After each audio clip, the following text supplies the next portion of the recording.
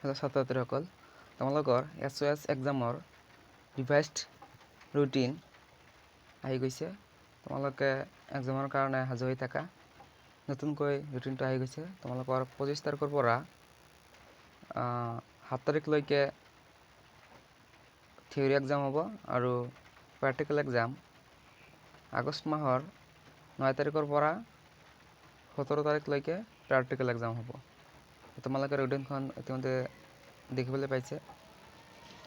তো 25 তাৰিখত আছে ইংলিছ আবেলি, 26 তাৰিখত আছে এছামিছ, বেংগলী, বড়ো আৰু 27 তাৰিখত আছে এনভাইৰনমেণ্টেল চায়েন্স আবেলিত আছে আৰু 29ত আছে মৰ্ণিঙত আছে একাউণ্টেঞ্চি আৰু ইভিনিঙত আছে ফিজিক্স।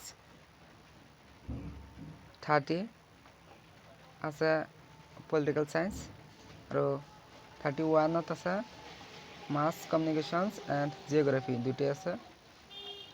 এতিয়া আগষ্টৰ 1 তাৰিখত আছে হোম চায়েন্স প্ৰথম বেলা আৰু আবেলি আছে মেথমেটিক্স। আগষ্টৰ 2 তাৰিখত আছে কম্পিউটাৰ চায়েন্স প্ৰথম বেলা আৰু আবেলি আছে সাইকোলজি।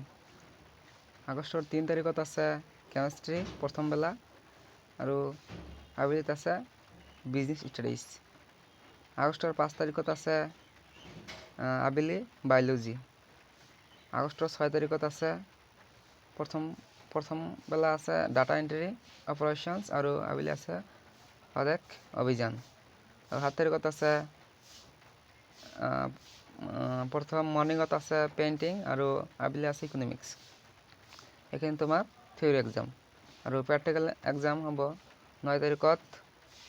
আগষ্টৰ 9 তাৰিখত আছে কেমিষ্ট্ৰি বা হোম চায়েন্স 9টাৰ পৰা 12টালৈকে আৰু 10 তাৰিখত আছে ফিজিক্স 9টাৰ পৰা 12টালৈকে আৰু 12 তাৰিখত আছে বায়'লজি, পেইণ্টিং, জিঅ'গ্ৰাফি তিনিটা আছে 9টাৰ পৰা 12টালৈকে আৰু 14 তাৰিখত আছে এনভাইৰনমেণ্টেল চায়েন্স 9টাৰ পৰা 12টালৈকে আৰু 16 তাৰিখত আছে মাছ কমিউনিকেশ্যনছ আৰু ডাটা এণ্ট্ৰি অপাৰেশ্যনছ 9টাৰ পৰা 12টালৈকে আৰু লাষ্ট পৰীক্ষা হ'ল প্ৰেক্টিকেলৰ 17 তাৰিখ 8 মাৰ্চ 2024 কম্পিউটাৰ চায়েন্স।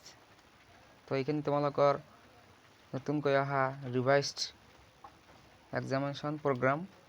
তোমালোকে পৰীক্ষাৰ কাৰণে সাজু হৈ থাকা। পৰীক্ষা আহি গৈছে। আজিৰ ভিডিঅ' এইখিনি। Thank U.